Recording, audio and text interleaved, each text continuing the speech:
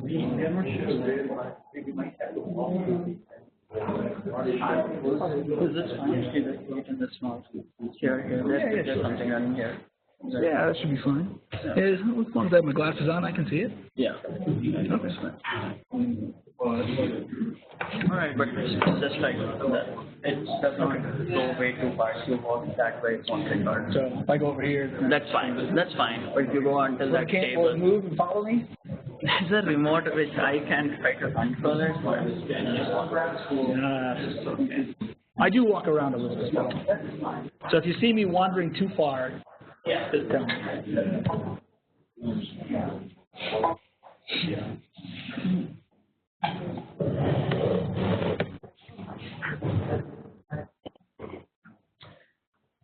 All right. Well, it's 2:30. Let's go ahead and get started so we can get through the entire talk in our allotted time. If I have any visitors here this afternoon, my name is Mike Buehrer. I'm the Director of Wireless at Virginia Tech, and I'm going to be speaking today on a topic that is probably better presented by my student Reza. I'm going to shamelessly rip off his work and present it as my own. We have done some work during his time here that we titled Cooperative Positioning in Wireless Sensor Networks using Semidefinite Programming. And what we mean by that hopefully will become more clear as we go through the talk. But I do want to, in all seriousness, give credit to Reza. He did a great job with his dissertation, and this is the work from that dissertation. He has since graduated and moved on. All right. So an outline of what we'd like to do this afternoon, go through an introduction first, talk about some of the challenges in positioning and some of the open problems, then go through our solutions and the results, and finally present some conclusions. Okay, I probably don't need to explain to you that positioning is an important topic, whether it be for E911 or for navigation or for whatever it might be, location-based services. Positioning is an increasingly important topic. What you may not know, though, is that it is actually a challenging one. Right? As a student, you may think, wow, we've been looking at positioning for many, many years. You'd think we'd have this thing solved by now. Well, it turns out that we don't exactly have it solved by now. There are a lot of challenges to positioning. Certainly, if you are outside with an open view of the sky, GPS does a fantastic job. However, once you move indoors, GPS starts to struggle, both because of the signal level, because of the multipath, because of the number of satellites that you can see, and so on. There are a lot of different challenges with effective GPS indoors. So the typical cell phone will fall back to something like cellular. Cellular, on the other hand, has its own challenges. Cellular systems were designed as communication systems, not as navigation or geolocation systems. So, and unfortunately, communication systems and geolocation systems, to a certain degree, have conflicting requirements. For a communication system, you'd like to hear exactly one base station and no others, because the others are really just interference. On the other hand, geolocation, you need to hear as many base stations as possible, because that's going to improve your overall performance. So cellular systems have their own limitations when it comes to geolocation. So some of the specific things that we run into in geolocation are things like non-line of sight propagation. Most geolocation, not all, but most geolocation systems are based in some way on measuring distances and then determining your position based on your distance from certain anchors. And when we have non-line of sight propagation, it no longer becomes straightforward to measure those distances, because whatever it is you're measuring, whether it be signal strength or time of arrival or so on, is no longer directly proportional to distance. So non-line of sight propagation becomes a problem, fading becomes a problem, node synchronization. Right? If there's not perfect synchronization in a time of arrival based system, time synchronization can be an issue. Let's see, what else? Propagation parameters, if we are using received signal strength, for example, as our basis of trying to measure distance, we need to know a lot about the propagation environment. Those parameters may not be known and typically aren't known in advance. So that becomes an issue. And of course, if the nodes are moving, our ability to track that node can become difficult, especially when you throw these other issues and other problems into the mix. So all of these items introduce what we call nuisance parameters in the overall estimation problem, which can make modeling the distance between a node and an anchor difficult and can make solving the problem difficult. Now again, as I mentioned before, we have been looking at this problem for quite a long time. They've been at least back to the 70s. We have academic studies of positioning, but really even further back than that. But again, very often these studies ignore some of the practical difficulties like synchronization or non-line of sight propagation or the lack of perfect knowledge of the propagation environment. And so those are some of the things that we wanted to address in this particular thesis. The other aspect that we wanted to look at in this thesis is what we call cooperative positioning. Now, in standard positioning techniques, let's say I have a set of mobile nodes that we'd like to find their position. Well, the classic approach is to simply localize each of these nodes one by one. Right? So, for example, in GPS, we have satellites that are our anchor nodes. We know at all times approximately or very close to exactly where these satellites are. And so each mobile node separately will measure propagation speeds, or measure the propagation time from these various satellites and determine its own position. This works fine if each of these nodes can see a sufficient number of satellites. On the other hand, there are certain applications where we can't rely on all of the nodes being able to communicate with a sufficient number of anchors. So for example, in a wireless sensor network, perhaps we have a small number of anchors and a larger number of source nodes that wish to be localized, and they have a limited communication range. So for example, let's say that there's a particular communication range for each of these source nodes, and they can measure distances based on the lines that we show here. In this particular case, there is one of those source nodes that has a sufficient number of connections to determine its position. The other source nodes, on the other hand, cannot determine their position because they don't have a sufficient number of connections. On the other hand, if we're to use not only connections to anchors, but also the connections between source nodes, now we have more information available to us, and now we can solve for the position of each of those nodes. And this is what we call cooperative positioning. So a very simple example from say, cellular. I have a cell phone. I'm trying to determine where I am. If my cell phone can communicate with somebody else's cell phone, and together we try to determine our position, we can improve our overall performance, whether that be improving reducing the localization error or increasing what we call the localizability, the probability that we can even get a fix. In either case, cooperation improves our overall performance. So a typical system model for localization is to use time of arrival. Now, not everything that Reza did in his thesis used time of arrival, but most of it did. So a very simple example is to model the time of arrival as a direct measurement of distance plus some amount of thermal noise, which we can model as a Gaussian random variable. This is I would say, the simplest way to solve the problem. So for example, if I have a single source and an anchor, I measure my distance to that anchor. That gives me a circle which defines all the points upon which I could lie. Although due to error, the measured distance will not be identical to the true distance. And if I take these same measurements to multiple anchors, I get a set of circles, and I know that my estimated point is somewhere near the intersections of those circles. Specifically, a least square solution would find the point that is closest in Euclidean distance to those three circles. And because of the error in the measurements, I get an error in my overall position estimate.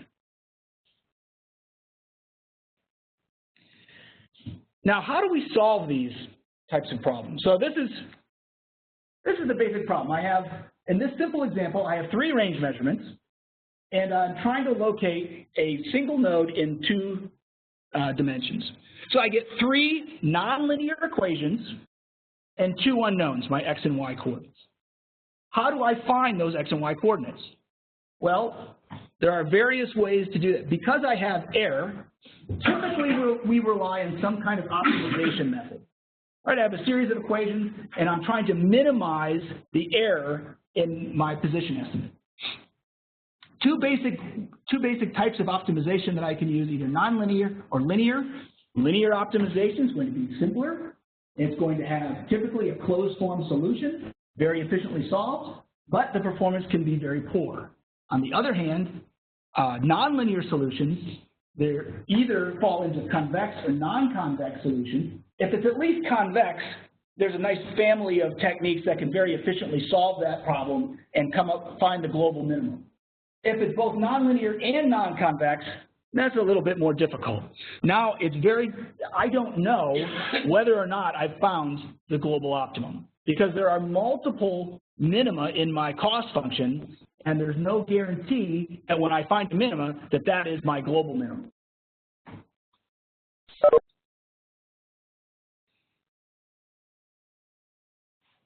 And so in solving the geolocation problem, typically what we do is we solve a least squares problem. And that's because starting from the Gaussian noise example, the least squares solution is identical to the maximum likelihood solution. If I minimize the difference between the distance between an anchor node and my mobile node estimate and my observed distance variables R sub I, that will not only give me the maximum likelihood solution, but also the nonlinear least square solution. What's nice about this is that it is asymptotically optimal, but on the downside, as we said in the previous slide, it's a difficult problem because this is a nonlinear, non-convex problem. And if you plot the cost function, what you find is that, again, many local minima, and even if I can efficiently find a minimum, there's no guarantee that is the global minimum. There are algorithms that attempt to do that, but even with those algorithms, you still, in the end, don't know whether or not you've gotten the global minimum. Is it asymptotically optimal with M tending to infinity? As the number of observations tends to infinity, correct. All right, so once we start off with this maximum likelihood estimator, there's different ways that we could try to solve this. Either we go with a quote-unquote exact solution, which we know is nonlinear, non-convex.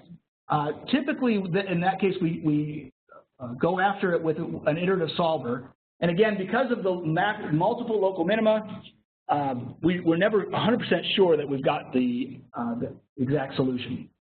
Even when we're doing it all in MATLAB and we can check to see how close we are, we still don't always know that we've got the best solution.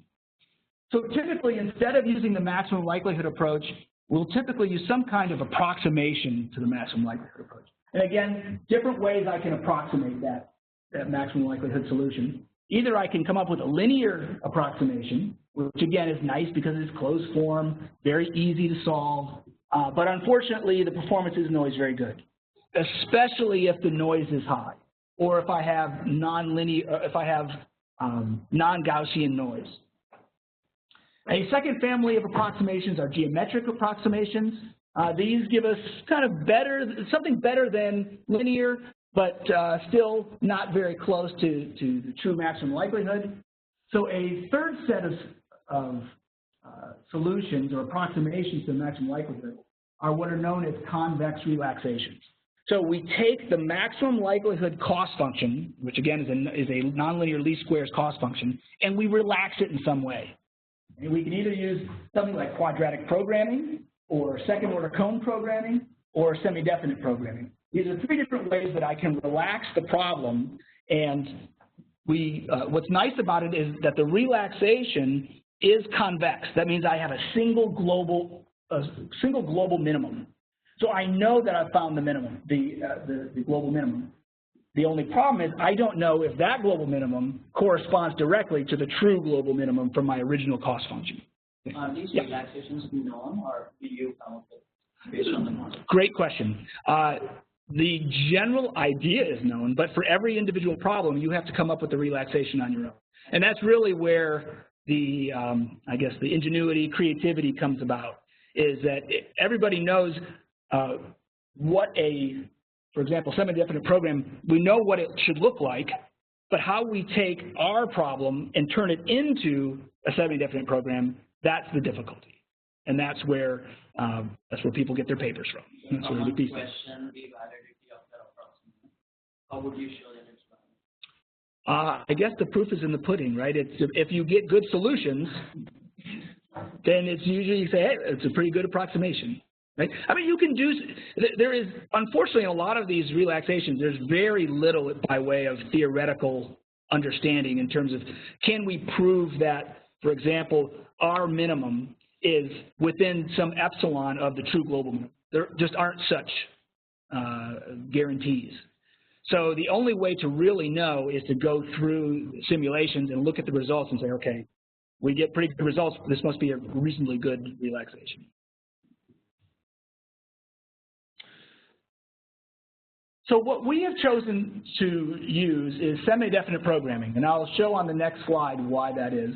But just to give you a very basic understanding of what's going on, a semi-definite program, again, it's a subfield of convex optimization.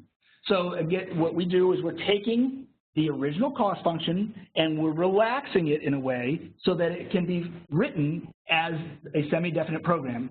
A semi-definite program is one that has a linear objective function. Right? So we have to write the variables so that we have a linear objective function that we want to minimize or maximize. And the constraint then is a set of positive semi-definite matrices, and as well as an affine space. So affine, of course, very similar to linear, except that you have this constant term out front, right, which would make it no longer linear. If you can write the problem of interest in this form, and again, that's the whole trick, if you can write it in this form, then there are pretty efficient solvers within tools like MATLAB to solve your semi-definite program. And so just to give you an example of a very simple case. So let's say, for example, I have some constraint that says in my problem, it says I want x times z to be greater than or equal to y squared. Well, I rewrite that in terms of a matrix, A, that, well, I want A, which is equal to x, y, y, z, to be positive semi-definite. That is a way to convert a constraint that I have into a positive semi-definite matrix constraint. All right, so why did we choose SDP? Well, I had a student that actually formulated this as a linear program and showed that you could get pretty decent results. But linear programs, because we force the problem to be linear, the constraints and the cost function to be linear, the approximation isn't as good, right? And so the performance isn't as good. So then the next thing you could do is, well, I could relax that a little bit and make it a quadratic program. Right? So that gives me a little bit better performance, but still doesn't give me as much freedom as, say, a second-order cone program. And an even more general relaxation technique is the semi-definite program. So effectively, what we have from bottom to top is most restrictive to least restrictive. So because we have less restrictions with a semi-definite program, we're going to be able to more closely match our original cost function. And in terms of the things that we care about, like complexity, accuracy, and the sets of problems that we can apply it to, we also think that SDP is a pretty good trade. So maximum likelihood, I guess, if we said that's the optimal in terms of accuracy, it is also the most general, but it's going to also be by far the most complex. We've shown that just through our simulations. SDP, although it is more complex than, say, second-order cone programming or quadratic programming or a linear programming, it's going to be a pretty nice trade-off because it is very close in terms of accuracy to the maximum likelihood, and it's very, very general. And again, it takes some time to figure out how to do that relaxation, but most problems can be relaxed into a semi-different program. I have a question. Yeah. So is it actually easier to formulate the problem like the into a semi-definite problem than it is like that order? Since I mean, I guess easy is in the eye of the beholder, but I would say it's probably the better way to say it is it's less restrictive. so there's Right? You can get closer to the if you were to plot the cost function for an SDP, if you've done it right, compare that to the ML, and then compare it to a second order cone program, you'd find probably what you most likely find is that there's more difference between the second order cone program and the original maximum likelihood than there is between the SDP and the maximum. I think that's the best way to say it. Now, easy, again, if you're not familiar with these techniques, none of them are easy. right. All right, and that's sort of, I've said this a few times, this slide is in here to make it clear that it's not just, we can't just say, oh, I want to apply semi-definite programming to this problem. So I'm just going to tell MATLAB that this is a location problem and it's going to solve it for me. There is a lot of experience and art, maybe, that goes into formulating that SDP, of doing that relaxation so that you get good performance. Mike, Yeah. do this formulation once. What if your configuration changes? Start over, or is the formulation on the problem still the same? I guess it depends on what you mean by The formulation. geometry of your anchor. Oh, that's not, it will still stay the same. If you change the anchors, if you change the number of anchors, all that is fine, it will stay the same. The only time it changes is to say you originally were thinking about line of sight connections, and now you have non-line of sight. So now you have some other type of noise you may want to reformulate. So all your F matrices stay the same. Geometry changes. I guess I wouldn't say they stay the same, but how you formulate it stays the same. The procedure would stay the same. You don't have to change the way you're doing the relaxation. This exact matrix would change, right? But how you formulate that matrix.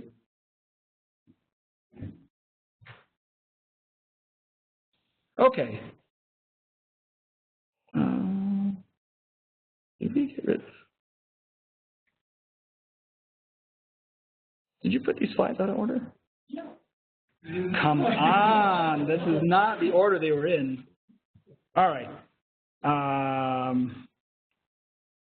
right, so maybe they were. Maybe I just don't remember right. Okay.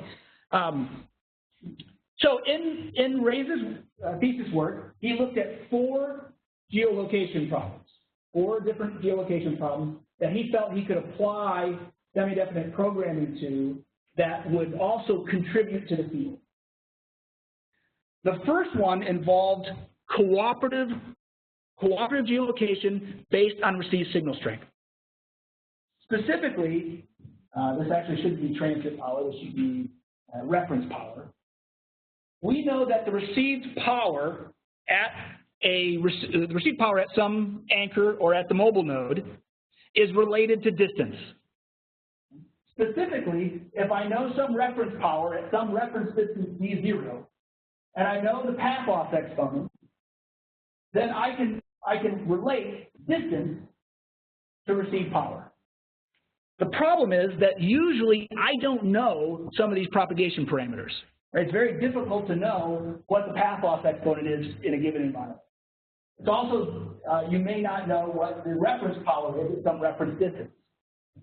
So what Reza looked at and said, well, what if I don't know these things? Can I still do RSS-based geolocation? And in a cooperative fashion. So again, we're taking measurements between nodes. And so that work was the first piece of research that he did for his dissertation. We're not going to talk about that today. He looked at 4 different things. We're going to look at 2 of them. So we just don't have time to look at all 4. But that was one of the problems he applied SDP to. The second one is for TOA-based localization. In TOA-based localization, the biggest issue that comes up is non-line of sight propagation. Specifically, if I have a source node and an anchor node, and I'm trying to measure the time of flight between these two nodes in order to measure distance, if I don't have a line of sight between them, the actual propagation time is going to be longer than the distance would suggest. And so no longer does my measured time of flight directly correspond to distance. So how do I take into account these non-line of sight offsets? That's a problem that certainly in non-cooperative geolocation has been looked at a good bit over the years. It had not been looked at very, I would say, sufficiently well in cooperative positioning. I've had a couple of students that looked at this for non-cooperative and cooperative, but we felt that there was still some room for improvement. We thought the SDP might give us better results, and in fact it did. We'll look at this problem in more detail in just a moment. The third problem that we looked at was cooperative geolocation using TOA measurements when you don't have perfect synchronization between nodes, right? Because if I don't have perfect synchronization between nodes, that becomes significantly more difficult. Typically what people will do is say, well, what we need to do is a two-step process. First, synchronize, go through synchronization, and then do geolocation. The approach that Reza took was to do the two things together. It was do a one-shot estimator of the position as well as the clock offset and the clock bias for each node in the system. And again, this was a cooperative network. The fourth problem that he looked at was tracking for cooperative nodes. So now we have several nodes moving around in an environment. They're ranging to each other. We're trying to keep track of all these nodes, and we have non-line of sight propagation. That was a problem that had not been investigated at all in the past. Certainly, again, for non-cooperative, if I just have a single node communicating with three anchors, that's a problem that's been looked at many times over the years.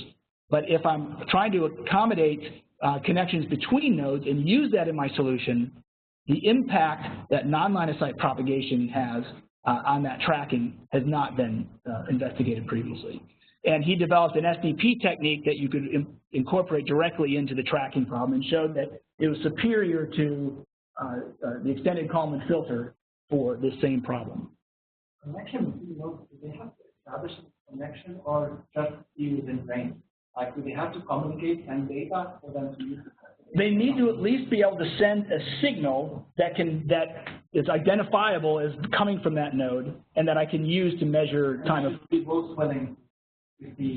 Well, I mean, so theoretically, if I know what the kinds of things you're transmitting, I might be able to do a range measurement from you without you cooperating, or without you being willing. But that's not the model that we've used here. The model is that all the nodes are trying to find their own location, right? So they are cooperating with each other. There is a problem of ambiguity. One node thinking confused with another node. Specific signal that says it comes from node 1 and some other signal comes from node 2. So we did not consider the case where you don't know which signal is coming from which node. We're assuming that either by reading the header or by some way, I know that the signal came from this particular. And were there anchors in that?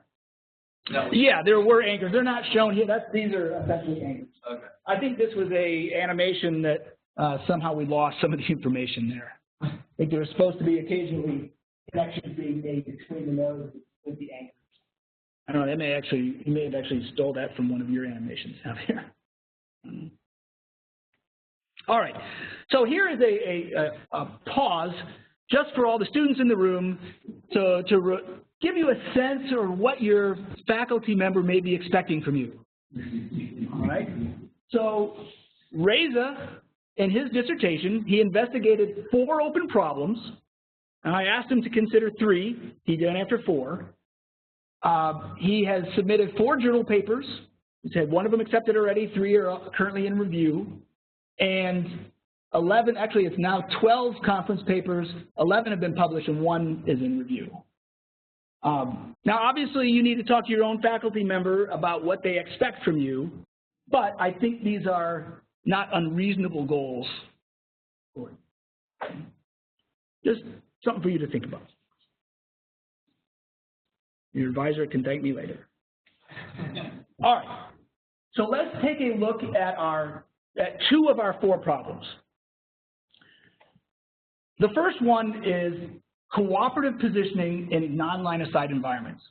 So again, to set the stage here, we're taking measurements between nodes, and we're trying to use these measurements between nodes as well as knowledge of the positions of just a few of the overall nodes in the network, that's what we call anchors, to determine the position of all the nodes in the network. All right?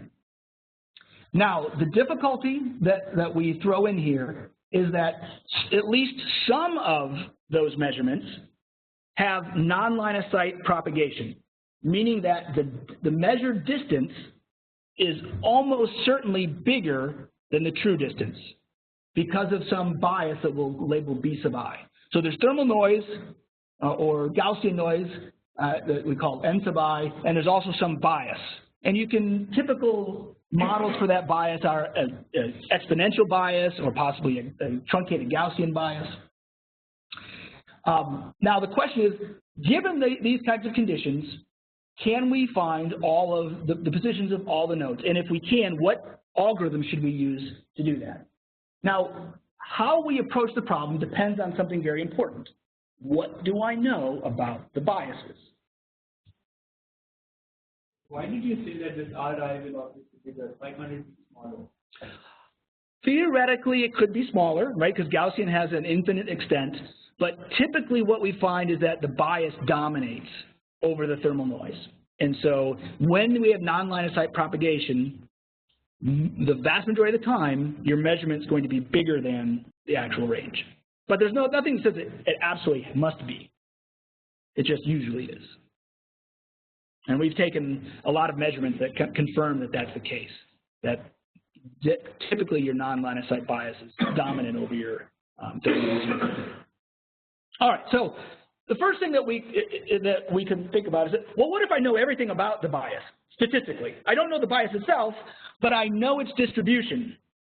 If I know which connections are non-line of sight and I know the distribution of that non-line of sight bias, well, then that gives me quite a bit of information, and I can write a map estimator that can approach what's known as the posterior CRLB. Unfortunately, that's almost never the case, right? You would have to do quite a bit of measurements in a specific environment to know what the distribution of your bias is. But you can run some experiments and at least do it theoretically and use that as a lower bound on performance. A second level of knowledge is to say, well, what if I don't know the bias, but I at least know which connections are line of sight and which connections are non-line of sight? That gives me some information. Can I use that? And it turns out, yes. That actually is very helpful. It turns out that the CRLB in that case is to throw away, CRLB says, let's throw away the non-line of sight connections and only use the line of sight connections. Unfortunately, that may not always work, right? Because you may not have a sufficient number of line of sight connections. So the most practical thing to do is to say, well, I don't know which ones are line of sight and which ones aren't, and I don't know anything about that bias, so I'm going to have to find my solution without that knowledge. In this case, you can still use the line of sight ML estimator as a lower bound, but it may be a pretty loose lower bound. So there are various things that we can do. The most common thing that you see in the literature is to use what's known as a robust estimator, an estimator that does not, that essentially minimizes the effect of outliers. So to say, well, these non-line of sight measurements are outliers, and so we want to reduce that effect. So there are various robust estimators out there that you could throw at this problem, like the Huber estimator, least median squares estimator, there's quadratic programming techniques, and so on. Now, so we looked at each of these estimators and said, well, will it apply to our problem? Well, unfortunately, none of these was really designed for cooperative networks, so there isn't a great way to directly apply it. And the other problem with these kind of robust estimators is that it assumes that the number of non-line of sight connections is typically rather small, so that they are indeed outliers. Because if most of the connections are line of sight, well, then they're not really outliers. All of your connections have bad statistics, and so these robust estimators don't help a whole lot. So what we proposed is to formulate this as an SDP, specifically trying to estimate the bias. So we said, well, why don't we make the bias one of the parameters that we're going to estimate in our SDP? And I'm not going to go through how we formulated that. You can take a look at his dissertation or one of his publications. But effectively, we said, let's formulate an SDP that includes the bias as one of the parameters that we want to estimate. And it turns out that that works pretty well. Because again, we don't really care what the bias is, but it's something that we need to estimate in order to accurately estimate performance. So we evaluated this using simulations. Right? There's no other real good way to evaluate this estimator without resorting to simulations. So the set of simulations that I'm going to show you came from a network that had, I don't see, does it say how many nodes there are here? There are 8 anchors. I don't remember how many nodes he actually threw in there, but there's a lot. But they're limited connectivity, right? So each node can only see maybe somewhere between 2 and maybe 8 nodes in near it, depending on the range that we get. And we considered 2 different scenarios.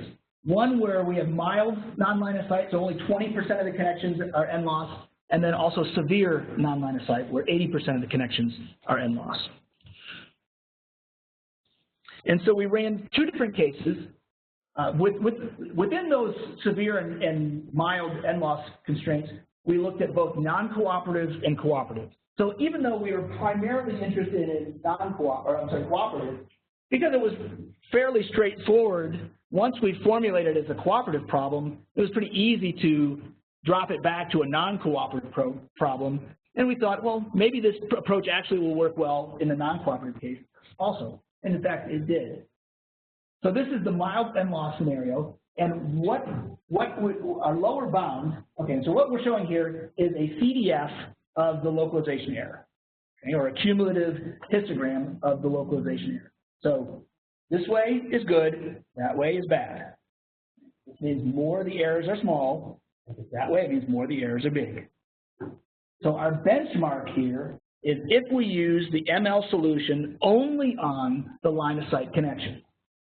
That's sort of because it's a mild NLOS scenario, there were typically enough line of sight connections that you could formulate that solution. And that gives us our best possible performance. And we looked at various estimators. The worst performing estimator in the non-cooperative case turned out to be the nonlinear least squares because it does not account for the fact that you have non-line of sight biases. It's the nonlinear least square solution for a Gaussian case.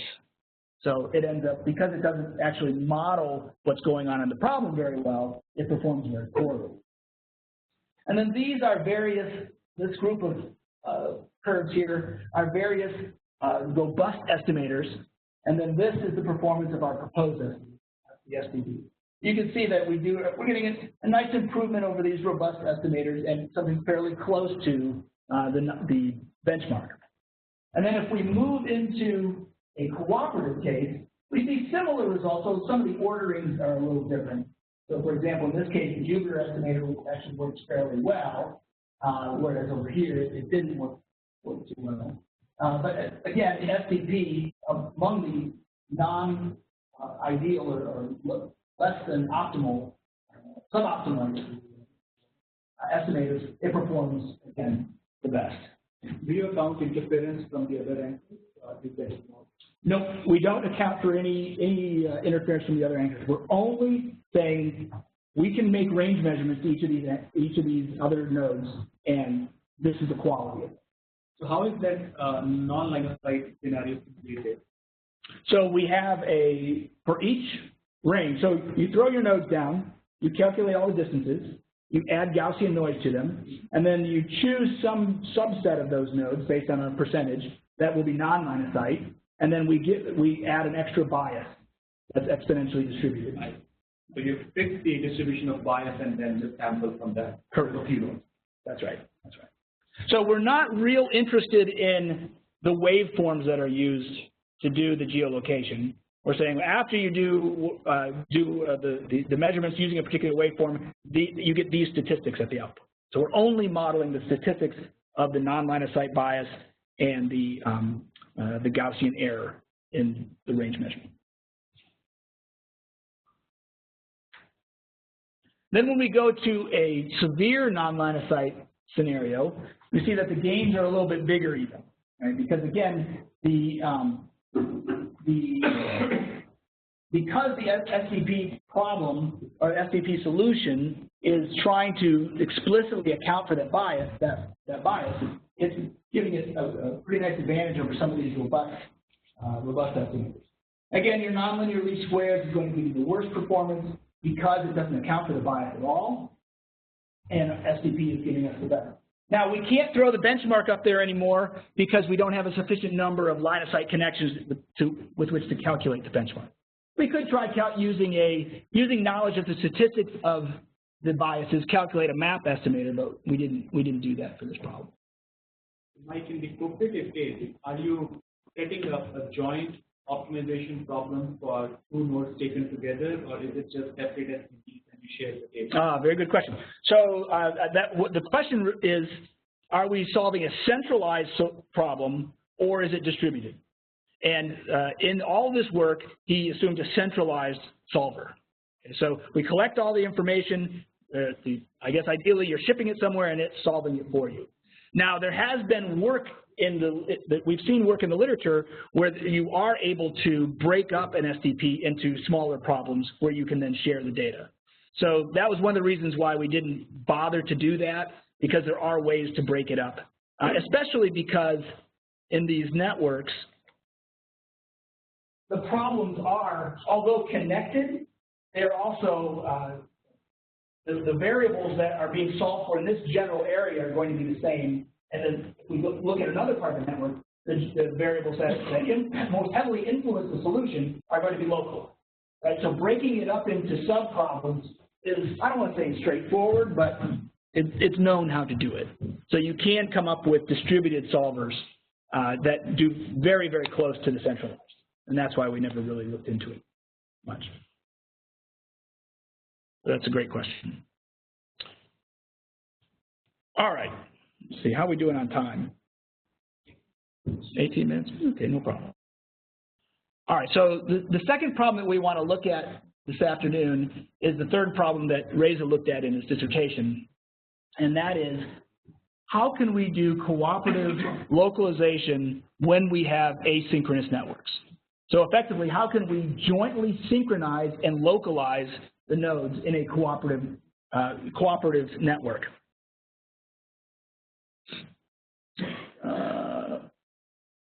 Okay. So effectively, we just want to reiterate the idea that you can't assume that nodes are synchronized. Most, in any kind of even in the cellular network, we know your mobile nodes are not going to be synchronized to each other. They're going to have very different clocks, and you're not going to have, there's no way to assume that they're synchronized. Same would be true in a wireless sensor network. What we have assumed is that the anchor nodes are synchronized, like in GPS, but that the source nodes are not. And so what we want to do is jointly synchronize and localize these nodes. So when we have asynchronous nodes, the time of flight between any two nodes is no longer directly related to the distance. There's going to be other factors that we have to know in order to calculate that distance. Specifically, the time of flight will be influenced by distance, measurement noise, clock skew, relative clock skew, and clock offset between any two nodes. And what we mean by this is that if we were to plot actual time versus inbuilt time of a particular node, if the clock is perfect, then the time at that node exactly matches global time, true time. if there is such a thing. But for now, we're going to assume that there's such a thing as global time, and we'll relate all the times of all the nodes relative to that global time. So then the time of a particular node is going to have an offset, which we call theta, from true time or actual time, and it will also have a different slope. That's what we call the clock skew. And so what we want to do is we want to estimate the clock offset and clock skew of every node, as well as estimate the location. Now for us, those are really nuisance parameters. For other applications, they might not be. It might be that the synchronization parameters are very important. So classically what is done is the nodes are synchronized and then localization occurs. But what we want to do is try to do everything at once. The way it's done is that we're going to take a series of timestamps. So, for example, the source node, a particular source node, may send at time, according to its clock, sometime TI1, so they send a packet to an anchor. The anchor will then record the time at which it receives it. It can then send a packet back, again recording the time at which it sent it, and then the source node records the time at which it received it. And it can continue doing this for multiple packets. Using the measurements between anchor nodes and source nodes and two different source nodes, we can set up a system of equations that relate the clock parameters and the node locations. Specifically at the top here, we have two equations that relate the received timestamps with the stamp transmission times, the clock parameters, and the distance through T sub I, the time of flight. So we have a set of fairly complicated nonlinear equations that relate all the parameters of interest. So once again, we can throw all this together and into an SDP and solve for all the parameters. Now, what had commonly been done is to treat this as two separate problems: synchronization followed by localization. Doing that is, I guess, suboptimal compared to treating the two things jointly. Right? When you treat the two things jointly, you're considering all of the parameters together. And it's actually the node location that is controlling the various offset, or is heavily influencing the measurements between the nodes. So what you would do normally is you would say, if you were doing it in a two-step approach, you'd say, let me measure the ranges, and then using those range measurements or time of flight measurements, let me figure out the clock parameters. If I treat all the ranges separately, that doesn't take into account that my position influences all of those range measurements. So if I put them all together in one problem, I will ultimately get a better solution. It's more difficult to find, but if I can find that solution efficiently, I'll get a better solution. And that's particularly true when we have cooperative networks, where now we're taking measurements between all of the nodes, and each node's location is affecting each of the other nodes. All right, so again, unfortunately, there's no way to analyze the problem, so we have to resort to simulations. Again, we assumed a 100 by 100 meter network, 8 anchor nodes. In this particular set of simulations, we had one source node that we moved around to different locations and different noise realizations. Clock skew and clock offset were uniformly distributed random variables, and we considered 4 different estimators: the ML estimator, a two-step estimator that's more similar to what you would normally see, 3 different joint linear estimators that were very efficient, but the performance wasn't as good, and then our proposed SDP estimator. And what we're showing here now is the root mean square error in terms of the location of each of the estimators, as well as the complexity in terms of running time. And running time is not an exact measure of complexity. but as long as you don't have a lot of other things running on your machine, you can get a pretty reasonable estimate of complexity from running time. And most of these algorithms are complicated enough that it's very difficult to get an estimate of complexity, especially when you have iterative solutions that it's hard to pin down how many iterations you're going to run through. So here we have, these are our linear estimators. You can see that the complexity is pretty low. This is the orange and red are two different versions of our maximum likelihood solution, and this is our proposed SDP. To be clear about the ML, you can run, often when we calculate the maximum likelihood solution, we give it as a starting point the actual true location, since we know what that location is. That keeps the running time low and essentially under lower bounds what you can do with the ML estimate. So what you see is, wow, the ML actually ran quicker than the SDP. That's not good. Well, but again, that's if we give it the true location. In a real scenario, you don't know the true locations. If you were to give it the closest anchor, for example, as an initial point, it is going to take a good bit more time. And if we look at performance, the black line is the CRLB. The maximum likelihood falls right on top of it in this case. SDP is fairly close to the next one, and then we have our linear estimate. And depending on the linear formulation, some of them are actually not too bad. Others, well, actually, I take that back. I think this separated is not, part of it's linear and part of it's not. We're actually doing a linear estimator for the clock parameters followed by a nonlinear positioning. So that's why it's a little bit more complex than some of the linear estimators, but actually it's pretty good. That's the worst performance. The complexity of SDP, is it dictated by, basically in this case, 8 by 8 matrices? It's dictated, right, by the number of variables, of course, and unfortunately, it tends to be quadratically related to the number of nodes involved. Oh, so it's also related to the number of nodes, not just the input. That's right. That's right.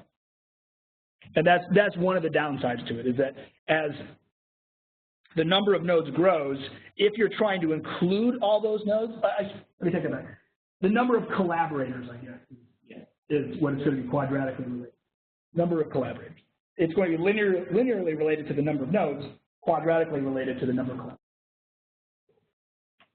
So there's a ranging error? Is this line of sight? Or? This example is line of sight. So there is Gaussian error, but not a non-line of sight bias in this particular experiment. Let's see, we still have time here. Okay. In addition to performance, one of the things that we like to look at with these network localization problems is localizability. And what we mean by that is the solution, is a particular node's location uniquely identifiable? So for example, if I have a node, if we forget about noise for a second, if I have 3 anchors and 1 node and we're locating in 2 dimensions, there is a single unique solution. In this particular case, if I only have 2 anchors, there is not a single unique solution. We can say that this is not non-localizable. Same is true in this case here. Even though I have 3 anchors, because they're linear, my solution is actually not unique. Now, once we add noise, we can't really look to the uniqueness of the solution to tell us whether or not it's localizable. In that case, what we're really looking at is the number of global minima in our cost function. So if there's noise, very often what's going to happen is you're going to get 2 global minimum that are very, very close to each other, right? With essentially 2 solutions that are almost indistinguishable. In those examples, are the flat points assumed the anchor points, or are those just nodes that are participating in collaborative work? In this particular example, we're assuming these are anchor nodes. Okay. You could draw something very similar to this with collaborating nodes. And just to remind me, so with the anchor nodes, you know their geometry. So for example, in the non-localizable 3 anchor node scenario, you would know that those are linearly located geometric? I could know that. I mean, I don't necessarily know that. You could try to figure that out, right? You could, but I'm wondering, so in this assumption, or is it, did he assume that the anchors were like namespace, anchored to a location easy to Yes, you do know the location, but so typically what you do is throw down some anchors, sometimes in a random location, sometimes in fixed location. But in any event, you do know where they are once you put them down. But if you're choosing them randomly, you don't know whether you just chose 3 collinear anchors and put them down, unless you check for that.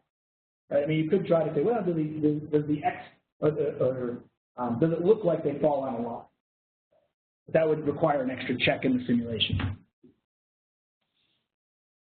All right, so this idea of localizability is another important aspect in collaborative localization, and we wanted to find out how much does cooperation improve localizability. So what we have here is again a CDF of the localizability that goes from 0 to 1, 0% to 100%, as we change the communication range. So for example, if I have no collaborators, if every node has to find its own position, and I have a communication range of 25 meters, then in the network that we had set up, only 50% of the nodes could actually uniquely determine their location. On the other hand, at 25-meter range, if I allow, let's say, each node to collaborate with 3 other nodes, the localizability is about 97%. So that's, again, one of the nice benefits to collaborative localization,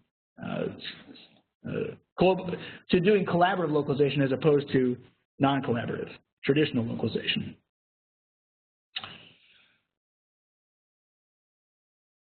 Also, in addition to improving localizability, it also improves the localization performance itself.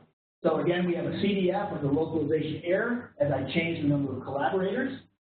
And we can see that in addition to improving localization performance, we also do performance is very close to the maximum likelihood.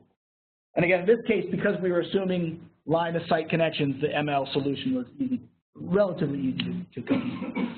On the other hand, if we look at the complexity of SDP compared to the ML, as we increase the number of collaborators, we can see that increasing the number of collaborators causes the ML complexity to blow up, but not necessarily the SDP. Did you choose a random starting point for ML now? So there are two cases. In the orange one, I chose the true locations as a starting place. And in the reddish one, I guess that is, red-orange, whatever that color that is, we chose the closest anchor as the starting point. Figured that would be a more realistic starting point. Now, this work is based on the number of connections. Like, is it defining localizability, saying like have 3 connections, or is it figuring out the fact that you could have 3, like in that picture slides ago, and they could happen to be related? Is it just in this particular example? It is using. It's saying in a collaborative, for collaborative geolocation, we're saying how many connections do I have, and can I trace a path to 3 different anchors? And in that case, I think he's laid out the anchors in a way that they're not collinear. So there's a limited number of anchors, but they're not made sure that they weren't collinear. It's super hard to try to also figure out. You know. Yeah. Well, really the only difficulty in his case was that he had to figure out what the I could have a connection to three nodes, but if they're all connected to the same 2 anchors, then it's not necessarily localized. So we need to also can I trace a path to 3 different anchors? That would, I don't know that he ever proved that guaranteed localizability, but it's being about as close as we can hope. Yes, sir. If you want to do 3-dimensional localization, the main results change? The main results I don't think would change. What would change would depend, the error performance would depend on the amount of differentiation we have in the y-axis or z-axis, right? So if in the z-axis I only have 10-meter difference between the lowest node and the highest node, then you're going to get a lot of error in that V plane. And so the overall error will end up being larger than what we should, for the same kinds of measurement errors, simply because the geometry will be poor in the Z axis. But otherwise, the results are the same. Or I should say, not the same, but very similar. The conclusions wouldn't change, that's for sure. We have done a good bit of three-dimensional experiments, but we just didn't show any results here. A question from Nova. So why STP works? Yeah, that's a great question. So you know, we can argue, we can say, well, it seems that it works pretty well because it has a lot of degrees of freedom. It's a more general solution than some of the other solutions. But why exactly it works? We've spent a little bit of time looking at that. And effectively what you can show is that STP adds let's say we're looking at two-dimensional positioning. STP gives you an extra degree of freedom so that you can actually position the node in 3 dimensions and then project your solution down onto the XY plane. And that extra dimension gives you more flexibility in terms of satisfying your constraints, but still getting a good solution. And that's the only thing we can really point to at this juncture as to why it performs well, is that we have this extra degree of freedom that we can play with it. And we allow it to take some of the slack out, but when we project it back down, it's still a pretty good solution. Can you hear us? Yes, ma'am.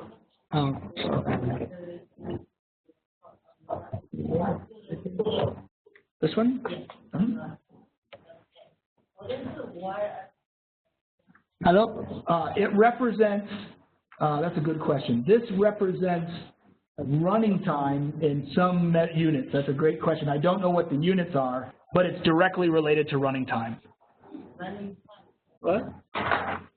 Running time of the computer. So the idea is we try to get everything else off the machine when you're running the experiment, and can you measure the length of time it takes to run a certain number of positioning experiments?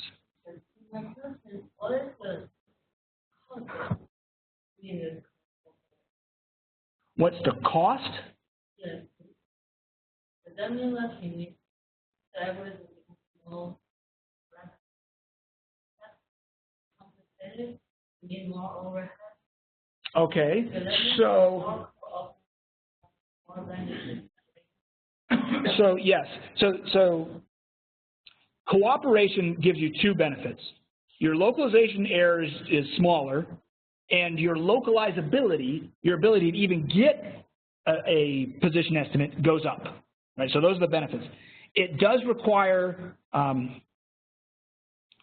potentially more communication depending on where the algorithm is being run at.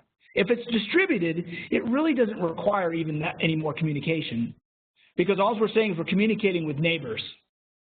Right, and that's really, you maybe have 3, 4, 5 neighbors, and that's no different than communicating with 3, 4, 5 anchors. So the communication isn't really extra overhead. The complexity of the algorithm, it's going to be a little bit more complex, you know, I would say. But I think if you normalize it by the number of if the number of collaborators is equivalent to the number of anchors in the non-collaborative case, the complexity really isn't that much more. When you see from the right spot, it somehow actually increase the number of collaborators. Oh, yeah, so that's right. So is there a spell that actually something? Yeah, that's a very good observation. So it is absolutely true that collaboration obeys a law of diminishing returns. Typically what we see is that when you go from 0 to 1, 1 to 2, you're getting nice gains. But as you'll notice, the gains are getting smaller and smaller as I increase the number of collaborators. And yet, you'll see that the complexity is certainly increasing, I don't want to say linearly with the number of collaborators, but very close to it. So there's no doubt that at some point it is no longer worth it to continue collaborating with more and more I would say somewhere in the range of 3 to 4 collaborators, maybe, is probably where the trade-off between complexity and performance probably no longer is worthwhile to continue increasing them. Yes, sir. Well, it's always the case about the solutions that can start the full and the full location, and then you run and run to go to the school location. I mean, like the idea behind the board is that you cannot solve that in this problem, right? Just converge to it. So when you start from the first anchor and cross. Oh, okay. So, yeah, we don't know. We can look at the final solution and compare its error, and that's what we show here. But now, is there another solution that would have been a little bit better? It's hard to say, because we put it in the solver, and the solver, the only thing we could do is we could seed it multiple times with different initial starting points and find the solution that's the closest. And we've done some of that, but it just the simulation time just really blows up. And we find that maybe, if I had to guess, I would say probably 90-something% of the time it's probably finding the true location. And not true location, but the global minimum is what we should say. Global minimum, not the true location, but the global minimum. But there's some percentage of the time that it won't, and you don't really know unless you run it 100 times with 100 different initialization points that it didn't find the global minimum. Right, and the case where the on-site issue was yes. So taking the errors, you have it on site. Taking the errors, yes. You don't need. Right. Correct. And then when we add the bias, we said that we have some knowledge about it, right? So assume that we know what. In general, we did not assume that. We did not assume that. I mean, that's if you knew that, you could use some kind of map estimator. But we assume that you did not have that information. And how did it come in? Well, we treat it as a nuisance parameter that we're trying to estimate. You know, we say, well, we know there's a bias there. We're assuming that there's a bias in every link, and we try to estimate that bias.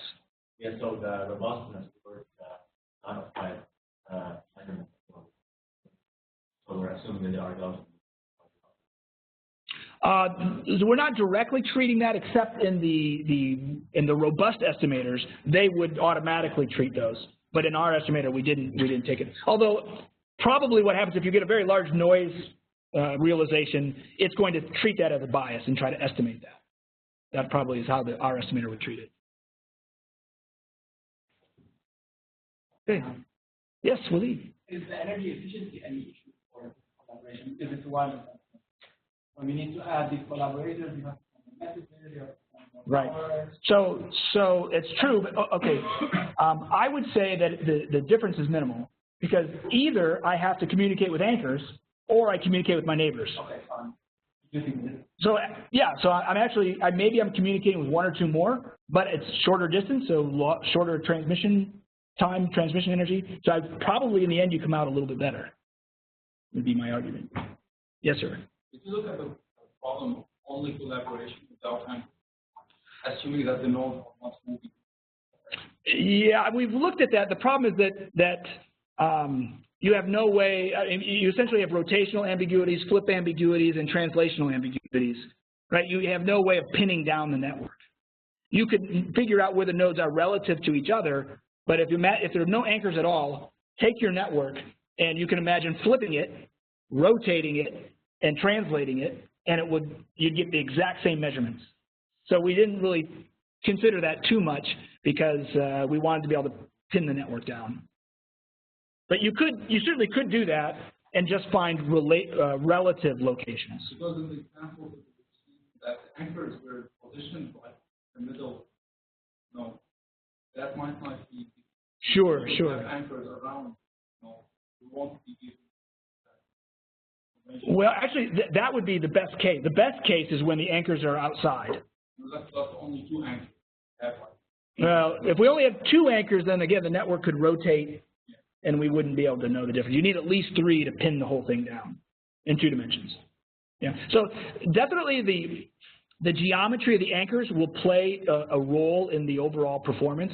And if you only have anchors in the middle, let's say, a couple anchors in the middle and all the nodes are around it, your overall performance will be bad no matter what estimator you use, compared to the case where all the nodes are located inside the convex hull of the anchors. That's the ideal scenario if you have anchors completely surrounding the nodes that you're trying to localize. All right. I guess that's over time, so thank you all for, oh, one last thing. So we have some refreshments back at the lab. Hilda's setting something up for us as we speak, so please feel free to join us over there for some refreshments.